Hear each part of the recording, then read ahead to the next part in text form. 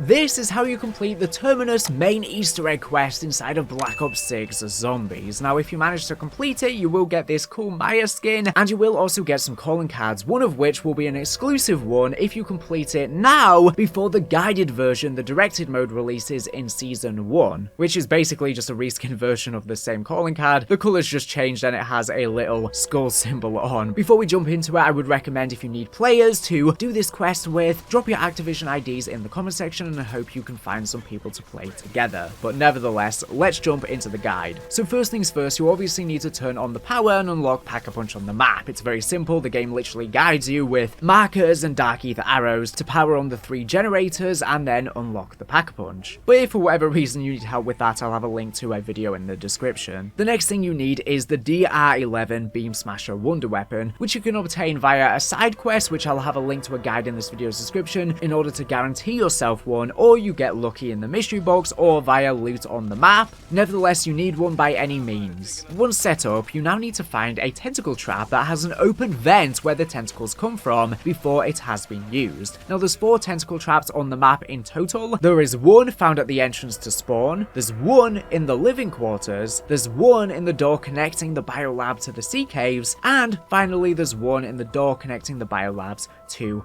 the mining tunnels. Once you have located which one is the correct one, you just need to activate the trap and then shoot the tentacle trap with the Beam Smasher Wonder Weapon, which will cause it to drop a hard drive. Pick up this hard drive and then go all the way back to Dr. Peck, who is located in the guard station with Strauss in the spawn of the map, and hand the hard drive to him. He will then let you know that Nathan, Maya's brother who was captured on Terminus, should be somewhere in the labs, and that he will open the observation pod in the center of the room. Now interact with the central keypad, where you will begin to talk to Nathan, who will ask you to try and rescue him. You will need to enter a code to open his pod. There is a hint given by a radio in the central area, a radio from Guthrie, who became Patient 13. The first digit is the hour hand of the clock in the interrogation room. The second digit is the number on a playing card found in the mess hall. The third is the number on the days since the last accident in the engineering room. Once you've managed to get all of the numbers, note them down by taking a screenshot or writing it down, or if you're in a multiplayer game, having someone else remember them for you. And of course, if you're in a multiplayer game, you can have one person go to either spot, and you can remember one each depending on how many players you have. Anyways, input the code into the pod. After this, all players must go to Nathan's pod and turn the handles around it at the exact same time by interacting. Of course, if you're in a solo game, just you have to do that. This then releases Nathan from the chamber, who has been getting experimented on by Janice on this island to turn him into this amalgamation mini-boss. This really reminds me of Takeo getting turned into a Thrasher on Zetsubou no Shima. Anyways, you need to fight off against him. This is not the final boss fight, this is just a little introductory boss fight, a mid-boss fight. He's not too difficult, but definitely obviously be prepared for this. Once you manage to defeat him, you will get a mid-game cutscene, and again, this cutscene really reminds me of Zetsubou no Shima, when Maya has to sacrifice her brother's pain. After Maya's brother is defeated, he will have dropped a key card found in the water below. Go and collect it from there. After doing this, head to the communications room and find the PC on the upper floor, found on the immediate left of the upper entry. Next, head to the shipwreck and go to the open hole underside filled with water.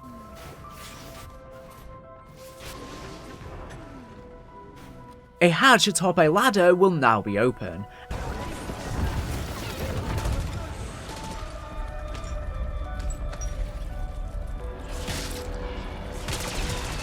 After defeating some zombies inside, you will have access to 2 node connectors. 2 of the 3 pipes will be broken and require repair. The pipes are in the following locations. One can be found on Crab Island in the south, directly opposite the workbench. The other can be found in the docks area, underneath the tower. The third can be found in the sea caves, deep into the room, on the right-hand wall from the entry point. Now, you can repair them in any particular order, but after you have gone up to them to repair them, head to the guard station once again, where Peck is, next to spawn, and have a player grab the hacking device. This player who collects it must find 3 buoys in the ocean with satellites atop them, and hold interact to hack them.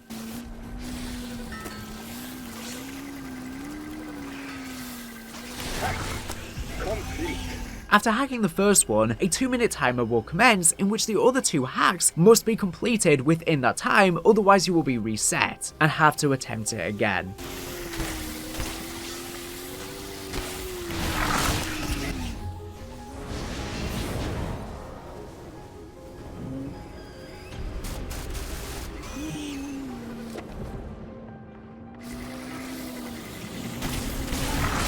After finishing the hack, head to the biolabs. Dr. Modi will initiate a self-destruct protocol in the lab. To disable this, 3 doors have now opened where switches can be defused. Find the first switch on the very bottom level of the lab to the right of Melee Macchiato. Island was fully vaporized. Sam, can you deactivate the detonator? No, and you don't have time to reach minimum safety settings. Your only option is to deactivate. After defusing, go to the opposite side of the level to find the second.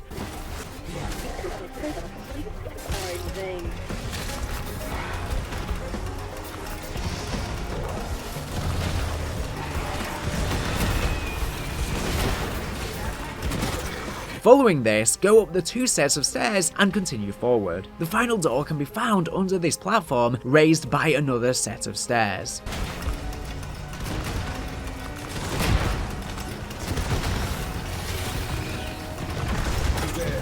After disabling these, you are now ready to face the final encounter, the final boss fight, and this one is so much more intense than Maya's brother Nathan. So definitely make sure you have as best pack-a-punch weapons as you possibly can, orange weapons, most of the perks if not all of them, and you have high ammunition weapons. Make sure you have score streaks, self-revives, your field upgrades are charged, and make sure you have full armor and plates, as well as mutant injections or a chopper gunner, all of that jazz. Anyways, once you and all your team are ready to enter the boss fight, you need to head to the bottom level of the lab where a large white door will now be open. You simply need to interact with it to gain entry. If you're in a cooperative match, you will then need to vote to be able to go into it, so make sure you all agree so you can vote to go in when you are all ready. Now this boss fight is really cool. It's against the Kraken of course, and it's probably one of the best we've had in a long time, both visually and gameplay wise, but it certainly isn't easy. Now the boss fight has 3 different phases, in which in all 3 of them, the boss has critical weak points to do significantly increased damage. In between each phase, you will have to survive for some time. There will be a number of zombies and tentacles in the water. But yeah, overall this boss is pretty self-explanatory.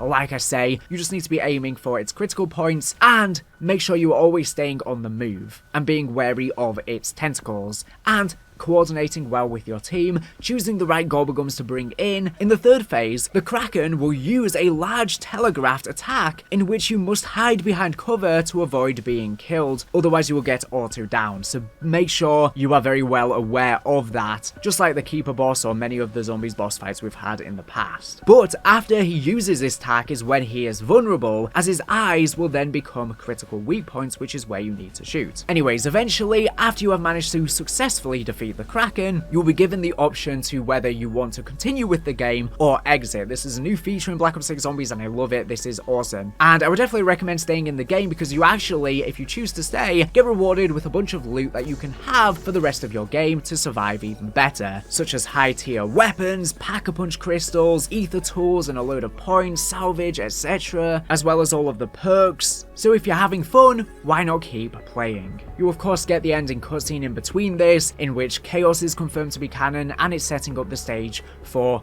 DLC 1 and future maps, and I'll be making a breakdown at some point soon, going over all of the storyline for Terminus and Liberty Falls. Without further ado, that's been a quick and easy guide on the Terminus main quest. Let me know if you're struggling with anything in the comment section down below, and hopefully you can find some players to help you. Without further ado, I'll see you on the next guide very soon. Stay tuned.